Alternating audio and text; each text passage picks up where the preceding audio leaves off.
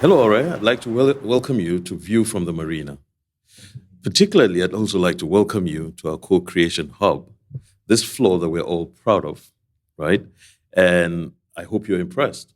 Yeah, so I walked in here and I was not though I was expecting the traditional bank setup with cubicles and all that, and I was blown away. Yeah, we're moving Stuff. away from the traditional. Anyway, I'm pleased we're having this conversation about something we're both passionate about in this era of what has been dubbed as the Great Resignation and cultures breaking apart, things changing. Let's have a conversation on how we can create, and it'll be great to learn from you how we build a positive work culture uh, in organizations. So let me start with this question with some background. My friends, when I was back in a consulting company, used to say that culture eats strategy for breakfast. I'm sure it's something we all agree about. And we always put culture at the forefront, and we talk about culture being top down driven to drive our organizations. What do you think? Should every organization, regardless of size, build and work with a culture? Thank you for that question. Yes, I do agree that culture eats strategy for breakfast. Because if we go back to the definition of culture, it's the way of life of a people. So outside of the corporate space, if we just even take it into our environment and our society, we realize that culture forms our guardrails for chaos and non-chaos, literally. Um, and it's very, very important that we take what works in our society and pull it back into our corporate world, into our workplaces. So, yes, it's very possible for you to come up with nice strategies, but the culture of a workplace or a company is the way of life of the people that make up that organization.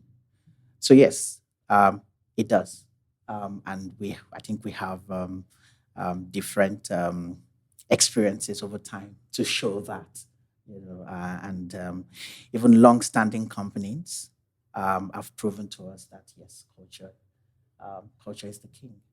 Um, Strategy would only ride on the back of good culture. Great. Culture as guardrails. I'd like to hold on to that. It's a really, really fresh perspective. Mm. I do like that. And coming from where you're coming, as a CEO of a company that recruits, finds, hires talent for organization, this is something you would be accustomed to, right?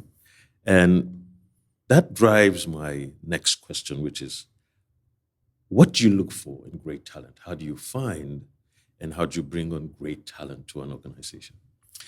Thank you. So, first of all, so I'll start from the talent side, and then I'll move back to the employer.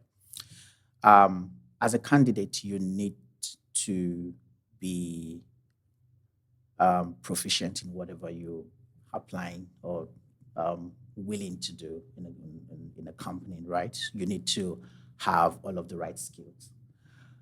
So if I'm hiring an accountant, I want to be sure that I'm hiring an accountant. So you must have all of the required certification. You should have gone to the right school. You should have the right level of experience. If I'm hiring an entry level person, I want to be sure that I'm hiring an entry level person or a mid level person or a senior person. So you should have all the proficient skills and with the proof to show for that. That's number one.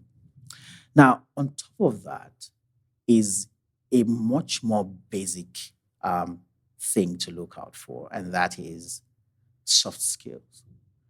Um, it's so interesting that our curriculum, our educational system has failed us on that level because I don't know, maybe we decided not to create a pedagogy around it on how to like deliver, that side of skill set.